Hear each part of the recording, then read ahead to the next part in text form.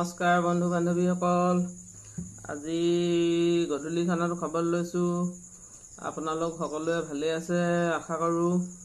আজি এই গধূলি সাজটো খাবলৈ বনাইছোঁ।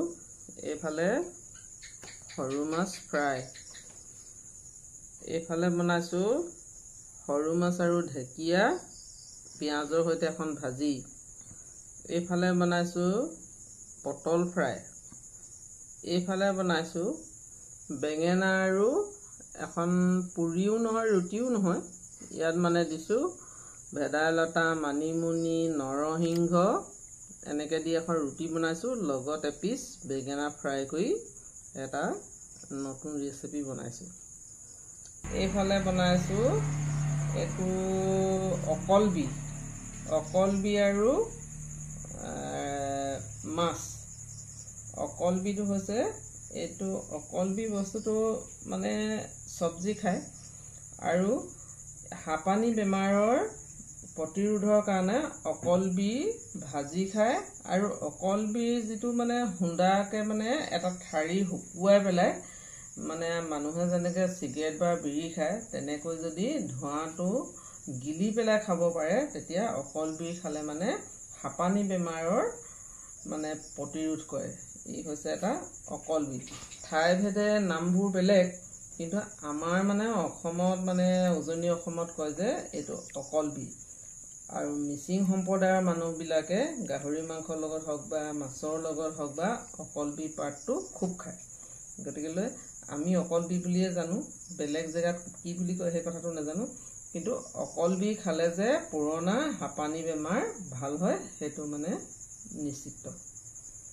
আৰু লগতে লৈছোঁ এখন দালি, বিলাহী, মটৰ, বুট, অন্য একো নাই। এখন হৈছে আমাৰ দালি। আৰু ইয়াত লৈছোঁ এয়া পকা আম আৰু পদিনা। ফ্লেভাৰ বুলিয়ে ক'ব পাৰি। এই ফ্লেভাৰটো মানে প্ৰায় মানুহে খায়। গতিকেলৈ আজিলৈ মই খাওঁ, আপোনালোকে খালেনে? যদি নাই খোৱা খাব, মই খাওঁ।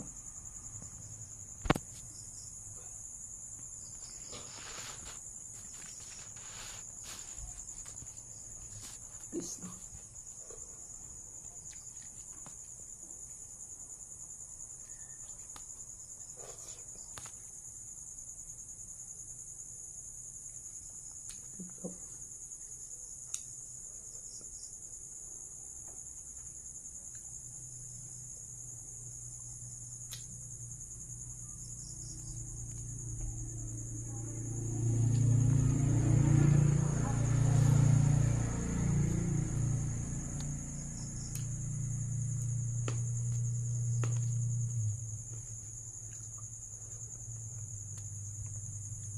ঢেকীয়া আৰু মানে সৰু মাছৰ ভাজিখন এইটো মানে হেৰিয়ে বেলেগ,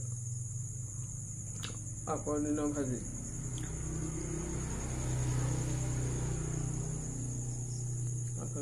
মাছ ফ্ৰাই।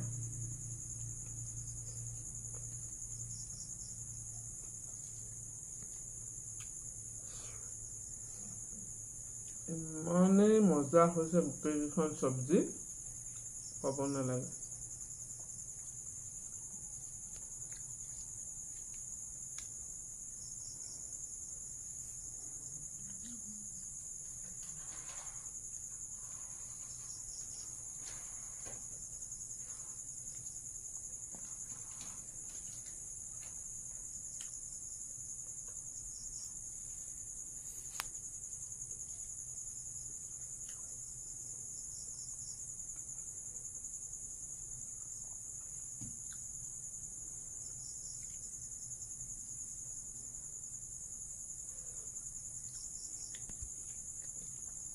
ঘুগুনিকণো ভাল হৈছে।